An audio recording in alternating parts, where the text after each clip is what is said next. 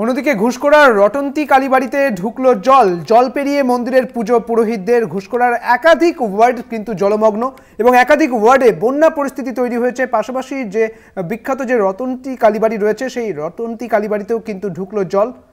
ঘুষকোড়ার রটন্তী কালীবাড়িতেও জল ঢুকে গিয়েছে এবং সেখানে যারা মন্দিরের পুরোহিত রয়েছেন সেই পুরোহিতরা জল পেরিয়ে তাদের পুজো করতে আসতে হচ্ছে। দর্শনার্থীদের দুর্ভোগের শেষ নেই, সেই ছবি আপনারা দেখতে পাচ্ছেন। জলমগ্ন হয়ে গিয়েছে সেই কালীবাড়ি।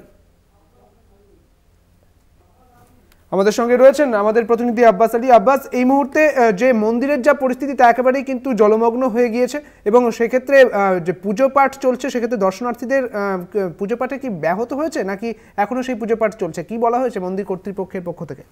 দেখো, শুধু খালি এখানে মন্দিরে শুধু পুজো পাঠটাই করা হচ্ছে, কিন্তু দর্শনার্থী যারা আছে তাদেরকে কিন্তু ঘুরিয়ে দেওয়া হচ্ছে যে এতটাই জলে চাপাচ্ছে মন্দিরের কিন্তু একবারে কোমর ওপর থেকেও বেশি জল মন্দিরে ডুবে গেছে।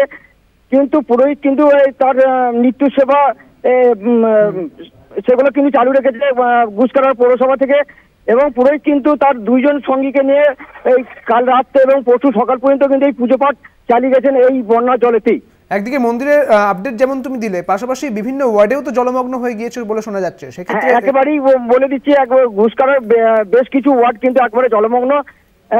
প্রশাসন কিন্তু স্টেপ নিচ্ছে, তাদের জন্য কিন্তু ত্রাণের ব্যবস্থা করেছে এবং যারা একবারে জলের মধ্যে ঘর বাড়ি যাদের ডুবে গেছে তাদেরকে কিন্তু ওপরের দিকে নিয়ে এসে কোনো স্কুল ঘরে বা কোনো ক্লাব ঘরে বা কোনো আশ্রমে তাদেরকে রাখার ব্যবস্থা করেছে পৌরসভার পক্ষ থেকে। বেশ, অনেক ধন্যবাদ আব্বাস, তোমাকে। আমাদের সঙ্গে ছিলেন আমাদের প্রতিনিধি আব্বাস আলী।